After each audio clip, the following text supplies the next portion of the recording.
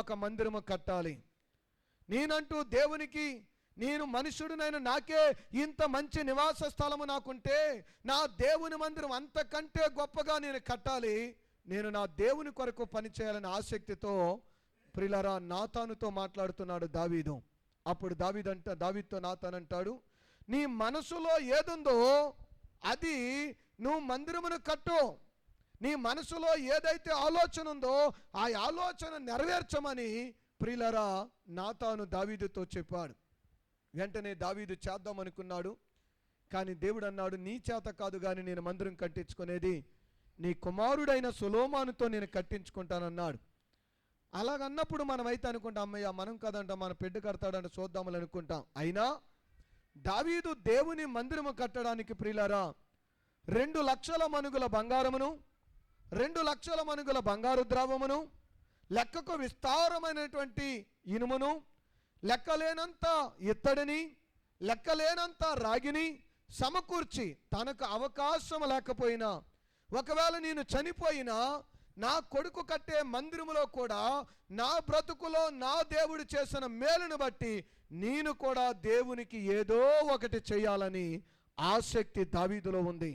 ఈ రాత్రి నేను అంటూ ఉన్నాను, దేవుని యొక్క వాక్యం సెలవిస్తుంది, దేవుని చేత ఎన్నో మేలులు పొందాం, దేవుని చేత ఎన్నో ఉపకారాలు పొందాం, దేవుని నమ్ముకుని నీ అప్పులు తీర్చుకున్నావు, దేవుని నమ్ముకున్న తర్వాత నీ బలహీనతను దేవుడు తీర్చాడు, దేవుని నమ్ముకున్న తర్వాత చనిపోతావు అనుకుని నిన్ను బ్రతికించాడు, దేవుడిని నమ్ముకున్న తర్వాత బలహీనమైన నిన్ను బలపరిచాడు, మనలను కూడా పెంట కుప్పల మీద నుండి అనేకమైన అప్పుల్లో నుండి సమస్యల్లో నుండి ఒకప్పుడు నీ బ్రతుకు చూడడానికి ఎవరు ఇష్టపడలేనటువంటి స్థితిలో నుండి నేను అంటున్నాను, ఒకప్పుడు నీకు చిన్న గుడిసే, ఒకప్పుడు నీకు ప్రియులారా చిన్న స్థలం లేదు, ఒకప్పుడు అద్దిళ్ళంతా తిరిగా, ఒకప్పుడు నాడిమైన ఇల్లు కూడా లేదు.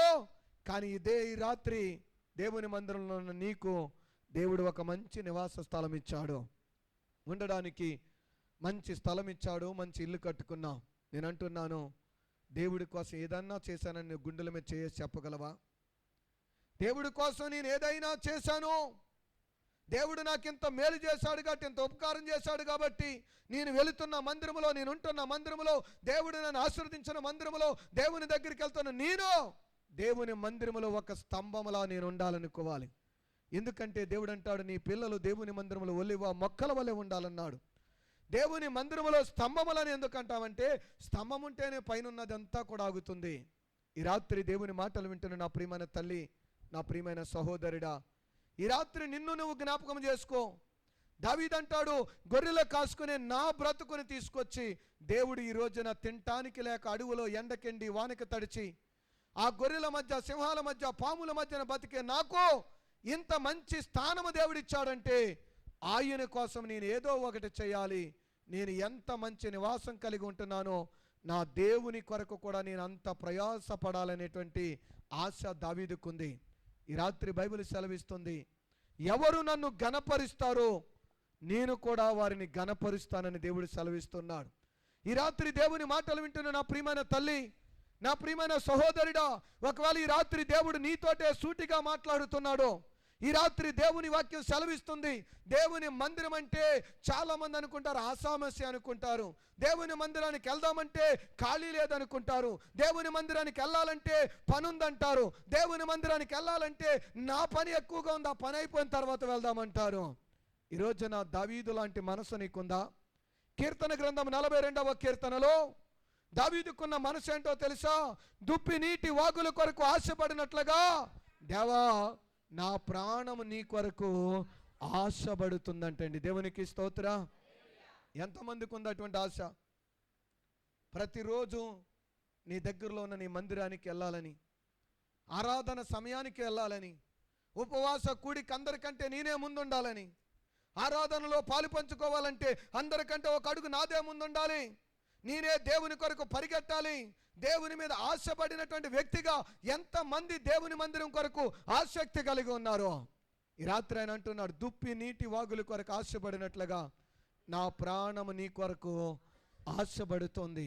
ఆశ కలిగిన ప్రాణాన్ని నువ్వు దేవుని మందిరము కొరకు కానీ, దేవుని పరిచర్య కొరకు కానీ, దేవుని ఆలయము కొరకు కానీ, దేవుని పని కొరకు కానీ నువ్వు ఆశపడి ఉంటే, నువ్వు ఆసక్తి కలిగిన వ్యక్తివైతే, నీ పనిని విడిచి దేవుని కొరకు చేయగలిగిన వ్యక్తివైతే, ఆయన అంటున్నాడు ఈ రాత్రి, నిన్ను పెంట కుప్పల మీద ఉంచడు, నిన్ను ఆధీనమైన స్థితిలో ఉంచడు, నిన్ను ఉన్నతమైన స్థితిలోనికి దేవుడు తీసుకెళ్తాడు. దేవునికి స్తోత్ర. హల్లెలూయా. ప్రకాశరాపాలెంలో మాకు ఒక మందిరం ఉంది. ఆ మందిరానికి ప్రియులారా గోడలు నాడిమైనవి లేవు, బరకలు కట్టేవాళ్ళం, కింద మెత్తుతూ ఉండేవాళ్ళం. ఆ తర్వాత గోడలు కట్టాము, కానీ కింద ఆ మందిరాన్ని సిమెంట్ చేయలేదు. అయితే ఆ మందిరంలో ఒక ఫ్యామిలీ ఉందండి. అందరము అలుకుదాము, అందరము కూడా అలుకుదాము, బరకం వేద్దాం అనుకున్నారు. ఒక తల్లి, కూతురు మనవరాలు, అంటే ముగ్గురు. వాళ్ళ ముగ్గురికి అనిపించిందంట, మన మందిరము ఇలా ఉండిపోయింది కాబట్టి బరకాలేసిన బరకాలు కాదు కానీ మన చేతులతో ఏదోటి చేయాలి, మన చేతులతో ఏదోటి చేయాలనే ఉద్దేశంతో ఆ తల్లి, కూతురు, ఆ మనవరాలు కలిపి వారు ప్రియులారా పొలాల్లోకి వెళ్ళారు. పొలాల్లోకి వెళ్ళి ఏతాకులు నరుక్కొచ్చి మందిరానికి సరిపడగా 13 చాపలు కుట్టారండి. చాపలు అల్లారు చేతితోటి. దేవునికి స్తోత్ర. హల్లెలూయా. 13 చాపలు అల్లడానికి వారికి ఇంచుమించు నెల 15 రోజులు టైం పట్టింది. వాళ్ళే వెళ్ళేవారు ఈత చెట్ల కాడికి, వాళ్ళే నరుక్కొచ్చేవారు, వాళ్ళే ఎండబెట్టేవారు, వాళ్ళ చేతులతోటి ఆ పని చేసేవాళ్ళు. అలాగ పని చేసిన తర్వాత ఒక రోజున ఆ చాపలన్నీ తీసుకొచ్చి దేవుని మందిరంలో ఇచ్చారు. నాకు చాలా బాధేసింది. అమ్మా, కొంటే అవుతుంది కదా, లేకపోతే తెచ్చుకుందాం కదా బరకం అంటే, కాదయ్య గారు, మేము మా చేతులతో దేవుని మందిరానికి ఏదో ఒకటి చేయాలి. దేవుడు మాకు బలం ఇచ్చాడు, శక్తినిచ్చాడు, ఓపికనిచ్చాడు. మేము అందరిలాగా కూర్చుని వెళ్ళకూడదు అనుకున్నాం. మాది దేవుని మందిరంలో మేము ఉండాలనుకున్నామని 1 నెల రోజులు కష్టపడి ఏతాకులు తెచ్చి చాపలల్లి, మందిరానికి సరిపడగా చాపలల్లి ఆ పెద్ద చాపను తెచ్చుకొచ్చి ఆ చాపలు ఇచ్చారు. ప్రియులారా, ఈరోజు నేను అంటాను, వాళ్ళ ఇల్లును దేవుడు 2 స్టేర్ల బిల్డింగ్గా చేశాడు. దేవునికి స్తోత్ర. మొన్న సీను మేము వెళ్ళాం ఓపెనింగ్ చేయడానికి, కళ్ళు తిరిగేలాగా ఉంది. మీకు ఫోటోలు కూడా పెట్టాను. 2 స్టేర్ల బిల్డింగు. వాళ్ళ ఇల్లు చిన్న గుడిసు. నేను వంగుని వెళ్ళి ప్రార్థన చేసేవాడిని. వాళ్ళ అబ్బాయి భయంకరమైన త్రాగుబోతు, టీవీలు బద్దలు కొట్టేసేవాడు, భార్యను కొట్టేసేవాడు, చివరికి వెళ్ళి తలకాయ బద్దలు కొట్టేసుకున్నాడు, దానికి దీనికి కొట్టుకొని. అంత భయంకరమైన పరిస్థితుల్లో నుండి దేవుడు ఆ బిడ్డను మార్చాడు. ఆ బిడ్డకు మంచి పని ఇచ్చాడు. 2 స్టేర్ల బిల్డింగ్ కట్టేంత స్థితినిచ్చాడు. ఈ రాత్రి ఎందుకు నేను చెప్తున్నానంటే, ఏదో కానికిచ్చేయటం కాదు, ఏదో ఒక డబ్బులు వేసేయటం కాదు, ఏదో కష్టపడిన దాంట్లో ఒక 1000 రూపాయలు వచ్చినాయి కాబట్టి ఒక 100 రూపాయలు ఇచ్చేస్తాను, ఒక 1000 రూపాయలు ఇస్తాను, అయిపోయింది అనుకోవద్దు. ఈ రాత్రి దేవుడు అంటున్న మాట ఏంటో తెలుసా? నీ చేతులు దేవుడిచ్చాడు, ఏం చేస్తున్నావు? నీ కాళ్ళు చేతులు దేవుడు ఆరోగ్యమునిచ్చాడు. ఈ చేతులు లేని వాళ్ళు, ఈ కాళ్ళు లేని వాళ్ళు, అవయవాలు లేని వాళ్ళు, ప్రియులారా, ఒంటి కాలుతో ఒంటి చేతితో బతుకుతున్నవారు, కాళ్ళు చేతులు లేక దేకుతున్న వాళ్ళు ఎంతోమంది ఉంటే, నా దేవుడు నీకు అన్ని సమృద్ధినిచ్చాడు. ఆ శరీరంతో నువ్వేం చేయగలిగావు? దేవునికి కానికిస్తున్నావు, మంచిదే, నేను కాదన్నావు, ఇవ్వద్దని నేను అంటలేదు. అలాగని నేను కానికిస్తున్నాను కాబట్టి వెళ్ళిపోతానండి. ఒక ఆవిడ వచ్చారు, మందిరంలో ఉండేవారు. అందరూ 500 ఇస్తే 500 1 రూపాయి ఇచ్చేవారు. ఏంటమ్మా ఈ రూపాయి అంటే, అందరి మీద ఏమైనా సరే 1 రూపాయి ఎక్కువ ఇస్తాను, ఎక్కువ నాదే ఉండాలండి అనేది. అందరి మీద 1 రూపాయి ఎక్కువ నాదే ఉండాలి. పోనీ 10 రూపాయలు ఇవ్వచ్చు కదా, కాదు రూపాయి తెచ్చి. దేవా, ఈ స్థితి మార్చాలని, ఆయన ఈ పరిస్థితి మార్చాలనుకున్నాను. ఒకసారి ప్రార్థన చేశాను. ప్రార్థన చేసిన తర్వాత మందిరం ఓపెనింగ్ కోసం మందిరం ఓపెనింగ్ పెట్టాం. మరి అందరూ ఉన్నారు, అందరూ దేవుని ప్రార్థన చేసి మొదలు పెట్టాం. ఏం చేస్తారు ఏంటంటే, వాళ్ళు అన్నారు, నేను ఒక 5,000 అండి, నేను బూర్లు వేసుకుంటానండి, నేను అది వేసుకుంటానండి, తలకు 5,000 మా రాత్త మొదలు పెట్టారు. ఆ అమ్మ దగ్గరికి వెళ్ళి అన్నం చెవులో, మరి మీదంతా 5,000 1 రూపాయి రాయమంటాం. అబ్బా నాకు కుదరదు, 5,000 1 రూపాయి నాకు కాకపోతే.